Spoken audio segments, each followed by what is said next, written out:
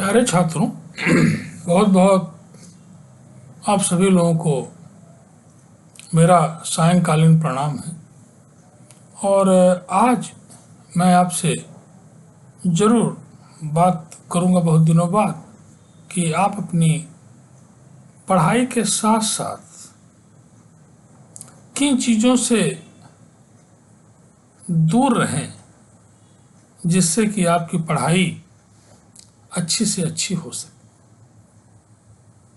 और इसी क्रम में मैं आज ये वीडियो डाल रहा हूँ आपके लिए। एक तरह से मोटिवेशनल वीडियो चैनल है आपके लिए, जो मैं प्ले ग्रुप में डालता हूँ कि छात्र जीवन में जो सफलता आप पाएंगे, पर्टिकुलरली एक सीमित दायरे की मैं बात कर रहा हूँ कि आपकी पढ़ाई, आपका कैरियर, आपका व्यक्तित्व कैसे अच्छा होगा, उसके लिए जो सबसे आवश्यक चीज है वो है आपका सकारात्मक विचार, पॉजिटिव थिंकिंग।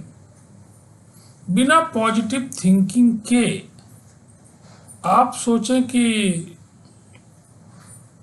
सफलता मिलेगी, मुझे नहीं लगता है। पहला जो तत्व है आपके विकास में, पॉजिटिव थिंकिंग।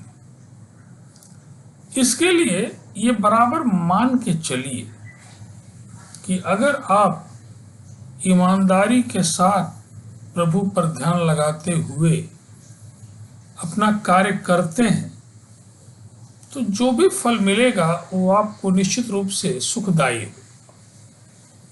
उसमें आपका हित निश्चित रूप से निहित है। क्यों?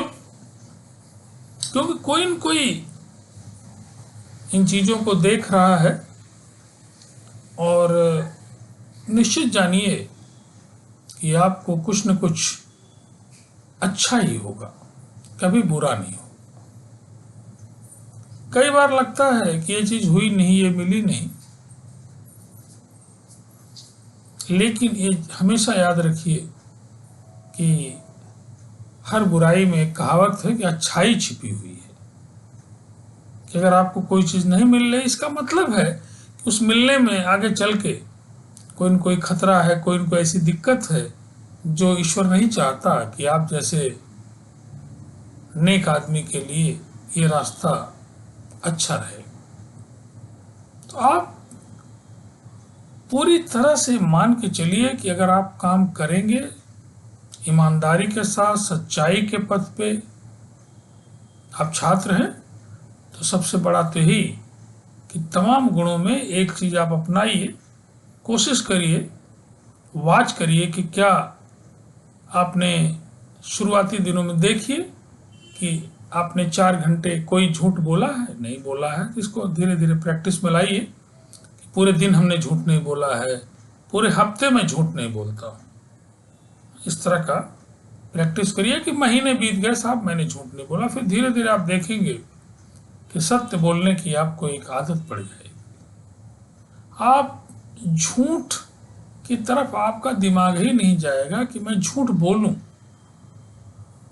और बराबर इस कथन को याद रखिए, छोटे क्लास में पढ़ाया जाता था मुझे कि सांच बराबर तप नहीं और झूठ बराबर पाप, जाके हृदय सांच है ताके हृदय आप। आपका मतलब यहाँ पे प्रभु।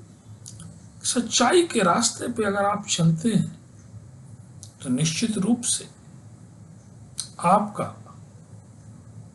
हर तरह का उत्थान होगा, व्यक्तित्व का विकास होगा, शरीर आपका अच्छा रहेगा, मलिन नहीं रहेगा। दूसरी जो चीज है छात्र जीवन में कि ऐसे लोगों से अपने को थोड़ा जज करना है, अलग करना है कि कौन ऐसे लोग हैं जो दिन रात आपका भटकाव की तरफ ले जा रहे हैं। आप पढ़ रहे हैं, अगर वो पढ़ाई की तरफ से बार बार आपको डिस्टर्ब करते हैं तो निश्चित रूप से उनसे आप अपने को धीरे धीरे अलग करिए। ऐसे लोगों से बचने की आवश्यकता है जो बराबर ये कहते हैं पढ़ के क्या करोगे, कौन सा होगा, कौन सी नौकरी मिल रही है। उनको नहीं पता है कि पढ़ने वाला व्यक्ति का विकास होता है, उसको उसकी विद्या को, जो अक्षर का ज्ञान के साथ साथ उसका व्यक्तित्व बढ़ता है। विद्या दाता विनियम ही नहीं 1000 विद्या से बहुत कुछ आपको प्राप्त होता है। विद्या से आपको अनुशासन आता है, जीवन जीना आता है, जीवन जीने की कला आती है।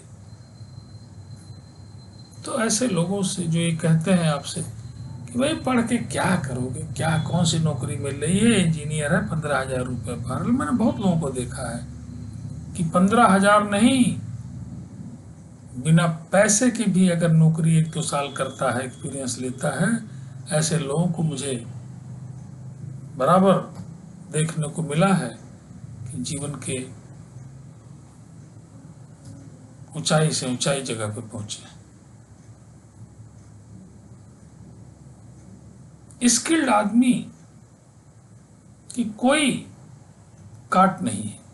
अभी ट्रेन में मैं कल ही आया हूं घर से, एक आदमी मुझे मिल गया, उसने बताया, उसकी बातों में देखिए, उसने बताया, मैंने पूछा, मेरी आदत है चलते समय जरूर थोड़ा अगर उसका एटीट्यूड बात करने का है तो मैं बात करता हूँ, मुझे बात करना अच्छा लगता है, मैं शिक्षक हूँ।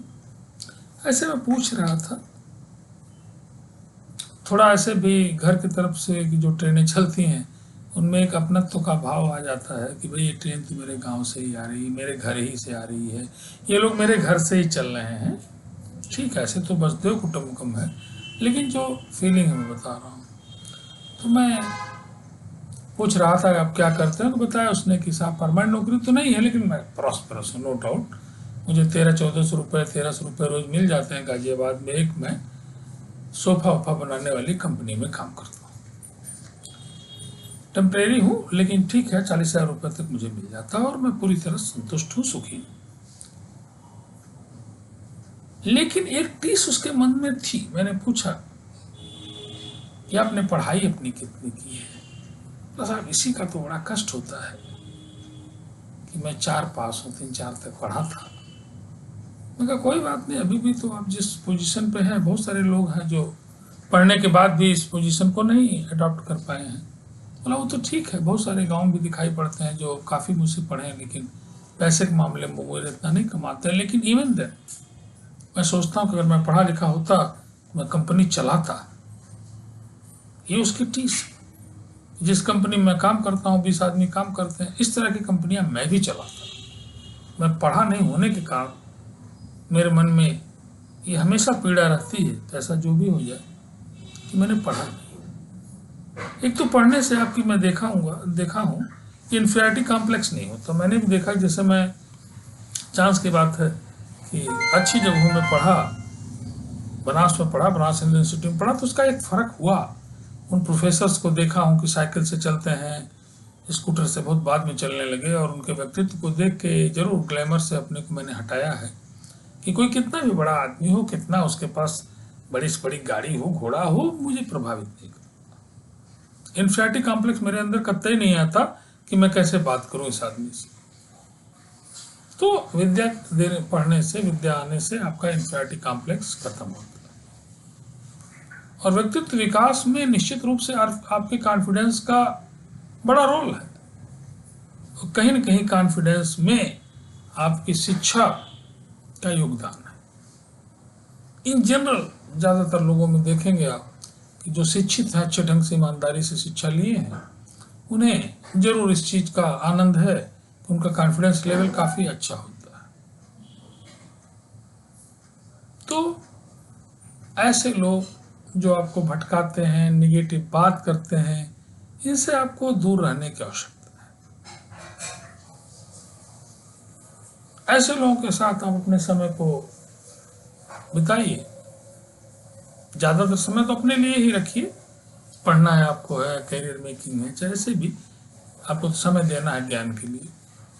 लेकिन फिर भी 24 घंटा तो आप पढ़ नहीं सकते, लेकिन जो समय आप लोगों के साथ दें, ऐसे लोगों का चुनाव पढ़ते समय करिए कि जो आपको किसी गलत दिशा में नहीं ले जा रहा है। इतना जस्ट तो आपको करना पड़ेगा। और प्रभु पे आस्था तो बड़ी इंपॉर्टेंट है। हमने बताया है आपको कई बार, प्रभु पे आस्था रखने वाला आदमी, उनके सहारे रहने वाला आदमी काफी हद तक मजबूत होता है, उसके अंदर भय नहीं होता है। और भय भी आपके लिए बड़ा ही खतरनाक है। दूसरी चीज, जो आप पढ़ते हैं, लिखते हैं, अपने जीवन में जो आप आगे बढ़ने का जो क्रम चल रहा है, उसमें कहीं न कहीं विनम्रता बड़ा इंपॉर्टेंट है। बराबर लिखा रहता है, विनम्रता बिना मोल मिलती है, लेकिन किसी को भी खरीद सकती है। बिल्कुल सत्य बात है। मैंने अपने जीवन में भी इस चीज को आजमाया है कि कठिन से कठिन समय में भी कहीं न कहीं आपकी वाणी जो है, आपके जीवन को आगे बढ़ाने में, सुचारू गति देने में इसका बड़ा योगदान है। एक विनम्र आदमी को, अच्छे आदमी को हर आदमी पसंद करता है। तीसरी चीज, आपका चरित्र। चरित्र बड़ा इंपॉर्टेंट है। चरित्र के निर्माण में बहुत सारे फैक्टर्स हैं। उसमें एक फैक्टर ये भी है कि आप विनम्र हो।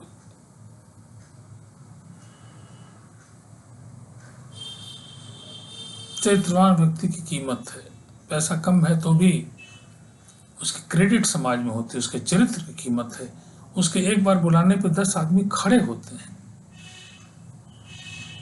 चरित्रहीन आदमी का कोई नहीं है। चरित्रहीनता उस विपत्ति के समान है जिसका अपना कोई नहीं।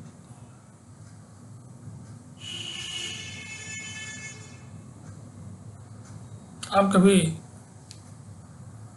नमक की दरोगा कहानी को पढ़ेंगे, उसमें लास्ट में जब बताता है, जिस समय पंडित आलोपीदीन, जहाँ तक मुझे याद आ रहा है, नमक के दरोगा में जो बहुत बड़े व्यापारी थे नमक के, और जिनको इंस्पेक्टर ने नमक के दरोगा में नहीं उनकी बात मानी थी और उनको हथकड़ी लग के और बहुत वो देना चाहते थे घूस और बहुत सारी चीज़, और जिसके चलते वो सस्पेंड हो गए और फिर टर्मिनेट हो गए, नौकरी से निकाल दिए गए।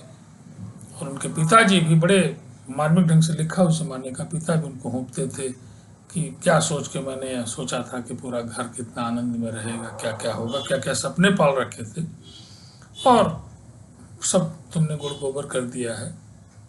और जब पंडित आलोपीदीन लास्ट में दिखाता है कि आते हैं, लगता है पात्र को ये मुझे चिढ़ाने के लिए आए हैं या मुझे ह्यूमिलेट करने के लिए आए हैं, लेकिन उन्होंने कहा कि नहीं, ये मेरे साम्राज्य के, मैं चाहता हूँ कि आप जैसा ईमानदार आदमी मेरे इस व्यापार को देखे। और उन्होंने कहा कि मेरे अंदर हुकूमत नहीं, तो उन्होंने कहा कि नहीं, मुझे पता है, मुझे ऐसे हीरे की तलाश है। तो ये जो छोटे छोटे गुण हैं, ये एक दिन में नहीं आएंगे, ये छात्र जीवन में ही आएंगे। It is not a one job. एक दिन का जॉब नहीं है कि चलो साहब बाद में चरित्र निर्माण कर लेंगे। नो, ये बचपन से ही it is a continuous process. तो चरित्र निर्माण आपको करना होगा। चरित्र में आपकी ईमानदारी है, सद्गुण है। अगर इन चीज़ों को आप डेवलप करते हैं तो आप देखेंगे कि आप पढ़ने में भी अच्छे हो जाएं। ये एक दूसरे के कॉम्प्लीमेंट्री है। ये पूरी तरह से अगर इन गुणों का विकास हो रहा है तो आप पढ़ने में अच्छे हो। पढ़ने में अगर अच्छे हैं इन जनरल, तो इन गुणों का विकास अपने आप ही हो जाए। तो खूब मन से पढ़िए, परीक्षाएं धीरे धीरे नजदीक आएंगी। पढ़े कैसे पढ़ें वो तो मैंने अनुभव अपना आपको बांटा है, और पुनः किसी दिन कि कैसे पढ़ें, कैसे आप मैक्सिमम अचीव कर सकते हैं, इस पे मेरी एक पुनः वीडियो आएगी। और जब भी आप पढ़ने बैठें तो जरूर एक आध मिनट के लिए प्रभु का ध्यान करके परीक्षा उच्छा देने जाएं तो बिल्कुल उनको याद करते हुए परीक्षा दीजिए। देखिए लॉट ऑफ चेंज, आपको बहुत बड़ा परिवर्तन नजर आएगा। तो इन्हीं बातों के साथ इस वीडियो को बहुत दिनों बाद, 1 महीने से तो मैं यात्राओं पे ही चांस के बाद घूम रहा हूँ। पहले देहरादून, हरिद्वार, फिर इधर नेपाल, फिर लुम्बिनी, फिर गांव होते हुए कल ही आया हूँ। उम्मीद करता हूँ कि इधर मैं 10-15 दिन हूँ, अनेक वीडियो मेरी आएंगी। और अब तो मैं गांव भी जाऊंगा, कहीं जाऊंगा तो इस लैपटॉप को ले जाऊंगा और कोशिश करूंगा कि वीडियो एक निश्चित अंतराल के बाद मेरी आती रहे। ये रेगुलरिटी हो जाती है न चाहते हुए भी, और प्रयास करूंगा कि अब ना हो। तो चलिए, पुनः आप सभी छात्रों को मेरा आशीर्वाद है और ईश्वर करें कि सफलता के पथ पर खूब आगे आप बढ़ें। इन्हीं बातों के साथ मैं इस वीडियो को बंद कर रहा हूँ। बहुत बहुत आप सभी को आशीर्वाद।